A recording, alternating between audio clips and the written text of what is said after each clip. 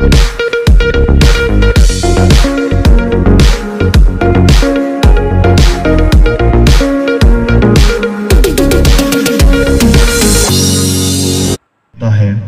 ही जख्मों को भरता है खुदा और तसल्ली देने वाला सरचश्मा तू ही है। मांगते इस दुआ को तेरे बबरकत नाम यीशु में, आमीन। मेरे दिल नू नहीं दो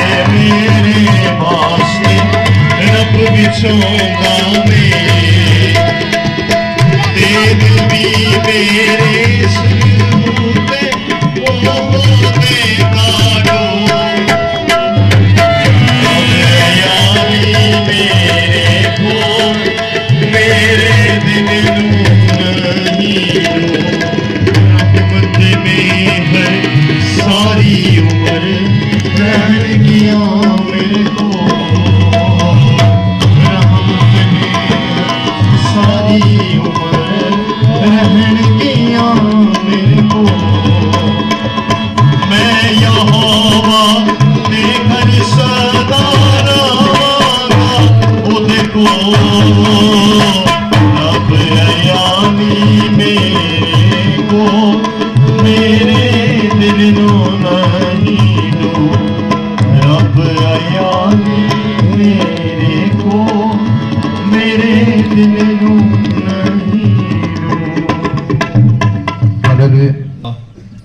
की अंजील उसका 11वां बाब है और उसकी 25वीं आयत से 27वीं आयत तक हम पढ़ेंगे।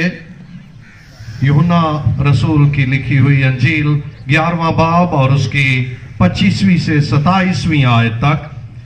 यीशु ने उससे कहा, कयामत और जिंदगी तो मैं हूं, जो मुझ पर ईमान लाता है गो वो मर जाए तो भी जिंदा रहेगा, और जो कोई जिंदा है और मुझ पर ईमान लाता है वो अब तक कभी ना मरेगा। क्या तू इस पर ईमान रखती है? उसने उससे कहा, हां आए खुदावंद, मैं ईमान ला चुकी हूं कि खुदा का बेटा मसीह जो दुनिया में आने वाला था तू ही है। खुदा के कलाम के पढ़े और सुने जाने के वसीला से हम सब बरकत पाएं। सब कहें आमीन। हम तेरे बेटे अपने खुदावंद यीशु मसीह के नाम में तेरे पास आते और तेरी शुक्रगुजारी करते हैं। फिल हकीकत बड़ी शुक्रगुजारी और हमद और सताइश, बुजुर्गी, बड़ाई, तमजीद, ताजीम और सिजदे के लायक है। तो इस लायक है कि हम तुझे मुबारक कहें। कादर मतलब पा खुदा, हम तेरे प्यार के लिए, तेरी मोहब्बत के लिए, तेरे रहम और तेरे तरस और तेरे बड़े बारी फजल के लिए तेरा शुक्र अदा करते हैं।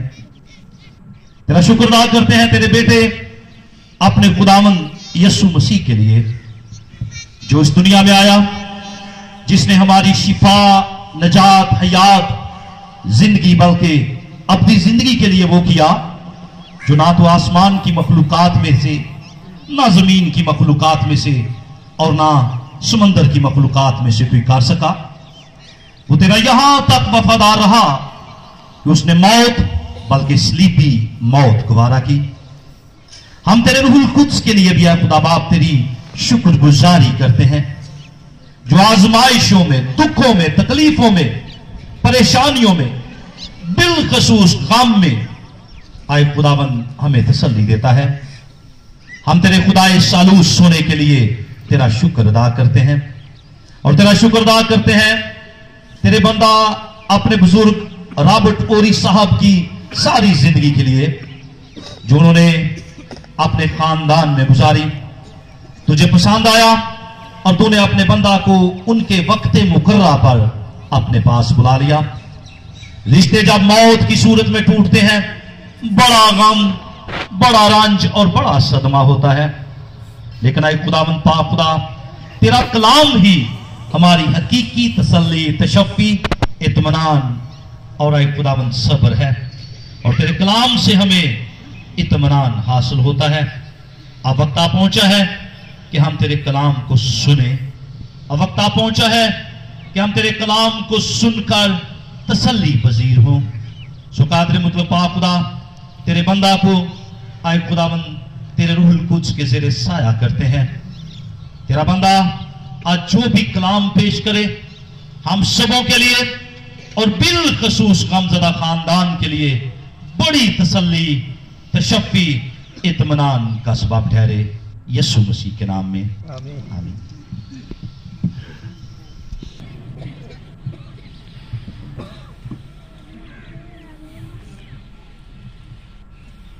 मैं दोबारा एक आयत को पढ़ूंगा। मुकद्दस यूहन्ना रसूल की अंजील 11वां बाब 25वीं आयत।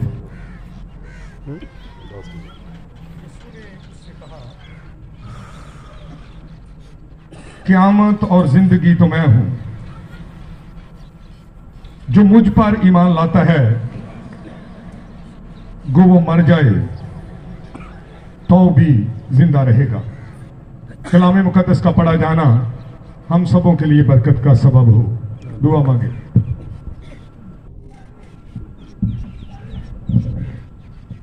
मसीह में इस बात से पूरे तौर पर वाकिफ है कि ये दुनिया जिसमें हम जिंदगी गुजारते हैं, इसे क़याम, इस्तिकाम या बका हासिल नहीं, क्योंकि दुनिया में तेजी के साथ तब्दीलियां नजर आती हैं। तगैयर पजीरी, उतार चढ़ाव, निशेब फराज हमारी जिंदगी का हिस्सा है।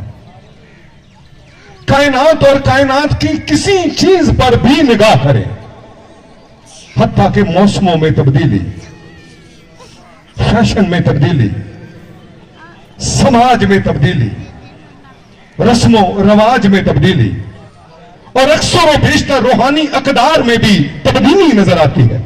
क्योंकि जिंदगी कभी भी एक जैसी नहीं गुजरती। जिंदगी में तरक्की, कामयाबी, सरफराजी और कामयाबी भी मिलती है, लेकिन बाज़ औक़ात गिरावट का भी शिकार होना पड़ता है। तलावत करता मतन खुदावंद यीशु मसीह के एक बहुत बड़े दावे को बयान करता है। मसीह ने फरमाया, क़यामत और जिंदगी मैं हूं, जो मुझ पर ईमान लाता है वो मर जाए तो भी जिंदा रहेगा। इससे कबल कि मैं इस दावे के बारे में बयान करने की कोशिश करूं, इस मतन का पस मंजर बयान करता है कि खुदावंद यीशु मसीह की खिदमत के 3 रुख थे। उसकी खिदमत का पहला रुख यह है कि बतौर रबी के, बतौर उस्ताद के, बतौर मुअल्लिम के खुदावंद यीशु मसीह लोगों को तालीम देता है। लेकिन उसका तर्ज तालीम, उसका तर्ज तखातब आम रबियों जैसा नहीं है, बल्कि जब जब भी खुदावंद यीशु मसीह ने तालीम दी, साहिबे इख्तियार की तरह तालीम दी। क्योंकि मसीह ने फरमाया, तुम सुन चुके हो कहा गया था, लेकिन मैं तुमसे यह कहता हूं। जब लफ्ज मैं का इस्तेमाल होता है तो दर हकीकत यह को खुदाई दावा है। मसीह ने फरमाया, तुम सुन चुके हो, लेकिन मैं तुमसे यह कहता हूं। आगे चलकर मैं बयान करूंगा कि लफ्ज मैं क्या हकीकत बयान करता है। खुदावंद मसीह की खिदमत का दूसरा रुख यह था कि बतौर शाफी के, शिफायत कनिंदा के, बतौर मुआलिज के, बतौर निजात हिंदा के वो लोगों को शिफा बख्शता है। दुनिया के तमाम मजहब इस बात से पूरे तौर पर वाकिफ हैं कि खुदावंद यीशु मसीह की ज़मीनी जिंदगी में कई तरह के मोजज़ात हुए। वो पानियों पर चलता है, वो हवा और पानी को कहता है थम जा, तो वो थम जाते हैं। वो जन्म के लंगड़ों को शिफा देता है, कहता उठ, अपनी चारपाई उठा और अपने घर चला जा। वो बीमारों को अच्छा करता है, वो बदरू गिरफ्तार लोगों को आजाद करता है। इसलिए उसकी खिदमत का दूसरा रुख बतौर शाफी के लोगों को शिफा बख्शना। उसकी खिदमत का तीसरा रुख यह है कि न सिर्फ वो महज इंसान है, क्योंकि मसीह की जात 2 जातों का अकट है। आज के इस बड़े इज्तिमा में मैं इस बात को बयान करने की कोशिश करूंगा कि दुनिया में इंसान एक ही जात रखता है, और वो जात है इंसानी जात, इंसानी फितरत, इंसानी तबीयत, इंसानी मिजाज, इंसानी नस्ल। खुदावंद यीशु मसीह 2 तरह की सफात, 2 तरह की जातें अपनी साथ में रखता है। क्योंकि मसीह यीशु एक ऐसी हस्ती है जो बतौर कामिल इंसान है। दुनिया में कोई ऐसी हस्ती नहीं जो इस मेयार पर पूरी उतरती हो, क्योंकि खुदावंद यीशु मसीह ही दुनिया में वाहिद ऐसी हस्ती है जिसकी जात में गुनाह नहीं।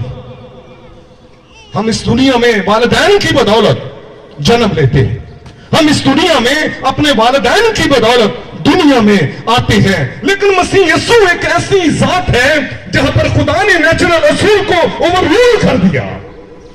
एक ऐसा अंदाज, एक ऐसा मुकाशफा, एक ऐसा कलाम, एक ऐसा इंतखाब, एक ऐसा चुनाव कि एक कमारी ने, एक अलमा ने, एक बतूला ने मर्द से सोबत किए बगैर बेटे को जन्म। इसलिए हम ये कह सकते हैं कि मसीह की जात खुदा की कुदरत का अनमोल तोहफा है। बतौर इंसान के उसे भूख लगी, बतौर इंसान की उसे प्यास लगी, बतौर इंसान के वो दुखी हुआ, बतौर इंसान के वो रंजीदा हुआ, बतौर इंसान के वो दुखों में से गुजरा, बतौर इंसान के वो मरा, लेकिन बतौर खुदा होने के वो जी उठा। इसलिए खुदावंद यीशु मसीह के दावे की तरफ आपकी तवज्जो दिलाऊंगा। क़यामत और जिंदगी मैं हूं, जो मुझ पर ईमान लाता है वो मर जाए तो भी जिंदा रहेगा। मैं हूं। बुनियादी तौर पर यह वो मुकाशवा है जो मुकद्दस मूसा को उस वक्त दिया गया जब वो हुरब की पहाड़ी के चौगिर्द अपने ससुर की भेड़ बकरियां चरा रहा था। एक जलती झाड़ी के वसीले से खुदा अपनी जातो सफात का उसे मुकाशवा बख्शता है। बाइबल बयान करती है वो झाड़ी जल तो रही है लेकिन बसम नहीं हो रही। जब मूसा करीब आया तो खुदा ने मुकद्दस मूसा से कहा अपने पांव से जूती उतार, क्योंकि जहां तू खड़ा है वो जगह पाक है। खुदा उसे कहता मुल्क मिस्र में जा, मेरे लोगों को छुड़ा कर ला। कहता मैं तेरा क्या नाम बताऊं, किसने मुझे भेजा है। वहां पर खुदा का एक नाम जो खुदा की जात, खुदा की सफात, खुदा की हस्ती, खुदा के जोहर, खुदा के तशख्खुस, खुदा की कुदरत या खुदा के कायम बिल जात होने को बयान करता है, वो खुदा ने अपने लिए नाम इस्तेमाल किया। तो जो की बात हामल है, खुदा कहता मैं जो हूं सो मैं हूं, मैं जो हूं सो मैं हूंगा, मैं जो हूं सो मैं रहूंगा। यानी वो खुदा जो माजी में भी था, हाल में भी है, मुस्तकबिल में भी है, जिसे अपने वजूद को कायम रखने के लिए किसी खारजी उनसर की जरूरत नहीं। खुदा कहता है मैं जो हूं सो मैं हूं। और मसीह यीशु कह रहा है क़यामत और जिंदगी में हूं, जिंदगी की रोटी मैं हूं, जिंदगी का पानी मैं हूं, आबे हयात का दरिया मैं हूं। और यहां पर कह रहा है क़यामत और जिंदगी मैं हूं। इसका पस मंजर यह है कि खानदान है, उसमें 3 लोग हैं, 2 बहनें हैं, एक भाई है। लाजर भाई का नाम है, बहन का नाम मरियम है, एक का नाम मार्था है। बाइबल मुकद्दस में लिखा है कि जब लाजर बीमार हुआ तो मसीह यीशु वहां पर मौजूद नहीं है। दोनों बहनें कहला भेजती हैं, ऐ खुदावन जिसे तू अजीज रखता है वो बीमार है। मसीह का बयान हैरान कुन है। कहता है ये बीमारी, ये मौत के लिए नहीं बल्कि खुदा के नाम को जलाल देने के लिए। दानिस्ता तौर पर मसीह ने ताखीर की। लिखा है जब मसीह यीशु 4 रोज के बाद वहां पर आया तो लिखा है मरियम और मार्था दुखी हैं। मार्था दौड़ी हुई गई है, कहती है खुदावन अगर तू यहां होता तो मेरा भाई न मरता।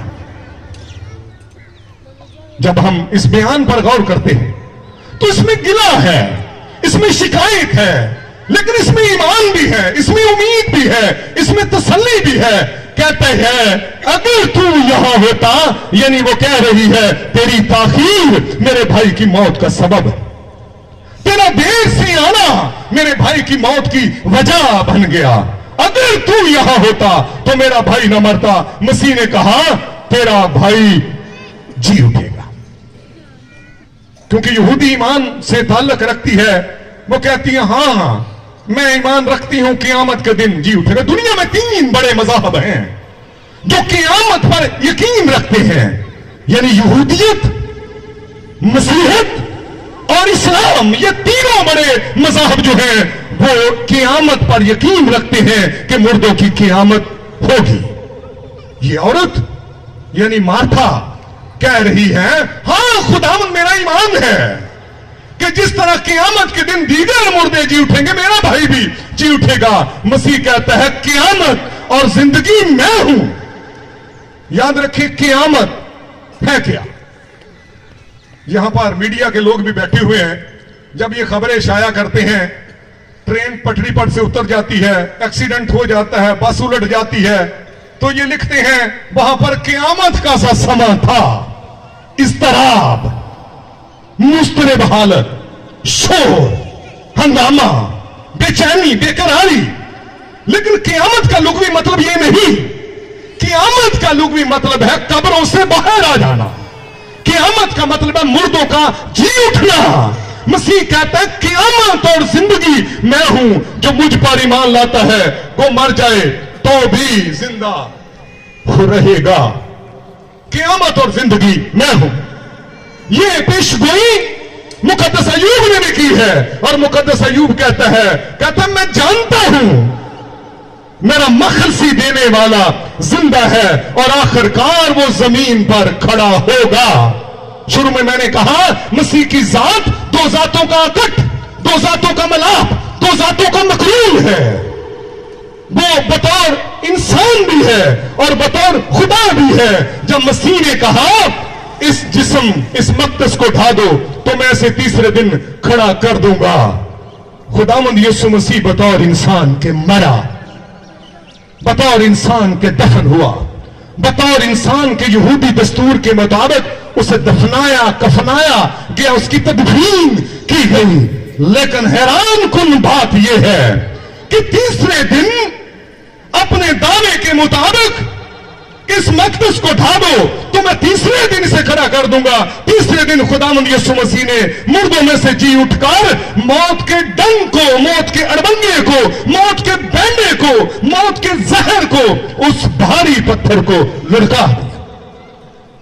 इसलिए मुकद्दस अय्यूब भी कहता है मैं जानता हूं मेरा इवजी, मेरा मखलसी देने वाला, मेरा छुड़ाने वाला कोई और नहीं, वो जो जिसने मेरी खातर जान दी है, जो मेरी खातर कुर्बान हुआ है। मसीह सिर्फ दावे नहीं करता बल्कि दावों को पूरा भी करता है। सिर्फ ये नहीं कहा कि इस मक़दस को ढा दो, तीसरे दिन मुर्दों में से जी उठकर साबित कर दिया कि वो मुर्दों और जिंदों में पहलौठा था। मुर्दों में से जी उठने के एतबार से वो पहलौठा ठहरा है। इसलिए याद रखने की हमें जरूरत है मसीह का ये दावा कि क़यामत और जिंदगी में हूं। की मौत आई और बतौर खुदा होने के जी उठा, साबित कर दिया कि दुखों और मौत के इल्म में खुदा इंसान से बड़ा है। मसीह यीशु ने कहा तेरा भाई जी उठेगा। वो कहती है क़यामत के दिन जी उठेगा। मसीह कहता है क़यामत और जिंदगी मैं हूं। लिखा है जब मसीह यीशु को कब्र पर लाया गया तो यहूदी लोग ये कह रहे हैं ऐ खुदावन, मरियम और मार्था कह रही हैं इसमें से तो बदबू आ रही है। मसीह ने कहा पत्थर को लुढ़का दो। जब पत्थर को लुढ़काया गया तो मसीह कहता है लाजर कब्र से बाहर आ जाओ। चंद एक मुर्दों का जिक्र करूंगा। एलिया ने मुर्दा जिंदा किया, अलीशा ने मुर्दा जिंदा किया, अलीशा की हड्डियों से टकराकर मुर्दा जिंदा किया गया। इसी तरह मसीह ने यायर की बेटी को जिंदा किया, नाइन शहर की बेवा का बेटा जिंदा हो गया। मसीह ने नाजर को भी जिंदा किया, दोबारा मर गया। अमाल की किताब में भी रसूलों की बदौलत मुर्दे जिंदा हुए लेकिन दोबारा मर गए। लेकिन जब हम बात करते हैं ईमानदारों की, तो जब ईमानदार मुर्दों में से जी उठेंगे तो दोबारा मरने के नहीं है। इसीलिए तो हवाला पड़ा गया जिसे फना की हालत में बोया जाता बका की हालत में जी उठता है। अगर एलिया जिंदा करता है, अलीशा जिंदा करता है, पतरस जिंदा करता है, रसूल जिंदा करते हैं, तो वो अपनी कुव्वत और अपनी ताकत से नहीं। आए खुदावन मैं तेरी मिन्नत करता हूं इस लड़के की जान इसमें वापस आ जाए। इस्तदा की जा रही है, बेनती की जा रही है, किसी से मदद तलब की जा रही है। लेकिन जब मसीह जिंदा करता है तो बेवा के बेटे को कहता है जवान मैं तुझसे कहता हूं उठ, इख्तियार है। जब यायर की बेटी को जिंदा करता है तो उसका हाथ पकड़ कहता है लड़की उठ, वो मुर्दा लड़की जिंदा हो जाती है। जब लाजर को जिंदा करता है तो कहता लाजर कब्र से बाहर आ जाओ। उलमाए दीन कहते हैं कि अगर वो कहता कब्र से बाहर आ जा तो सारे मुर्दे जी उठते। मसीह ने दानिस्ता तौर पर लाजर का नाम लिया और मसीह वो हस्ती है जिसके मरने पर मुर्दे कब्रों से बाहर आए। मसीह यीशु वो हस्ती है जिसकी जमीनी जिंदगी में मुर्दे जिंदा हुए। मसीह यीशु वो हस्ती है जब वो दोबारा आएगा मुर्दे गैर फानी हालत में जी उठेंगे। इसलिए अगर हम ये कहते हैं कि खुदावंद यीशु मसीह में अलूहियत है ये बात सच्चाई पर मबनी है कि खुदावंद यीशु मसीह इख्तियार कुल का मालिक है, इसलिए वो कहता है क़यामत और जिंदगी मैं हूं, जो मुझ पर ईमान लाता है वो मर जाए तो भी जिंदा रहेगा। इसलिए तसल्ली की बात यह है, मसीह कहता है अरे बाप, जिस तरह मैं पहले तेरे साथ जलाल में दाखिल था, मुझे अपने जलाल में दाखिल कर। आवाज आती है मैंने तुझे जलाल दिया फिर भी दूंगा। और मसीह कहता है कि जहां मैं हूंगा वहां मेरा खादम होगा। अगर खुदावन जलाल की हालत में है तो ईमानदार भी जब मरते हैं वो किसी दरमियानी या बरसख की हालत में नहीं, बल्कि खुदावन के इत्मीनान में चले जाते हैं। इसलिए हम ईमान रखते हैं कि हमारा बुजुर्ग मरा नहीं, सो गया है, और जब मसीह आएगा तो वो गैर फानी हालत में दूसरों के साथ जी उठेंगे, लेकिन सोए हुओं से हम हरगिज आगे नहीं बढ़ेंगे। इसलिए मसीह पर ईमान हमें जिंदगी बख्शता है। अगर गुनाह कर्ज है, मसीह कर्ज की अदायगी है। गुनाह बीमारी है, मसीह इसका इलाज और मदावा है।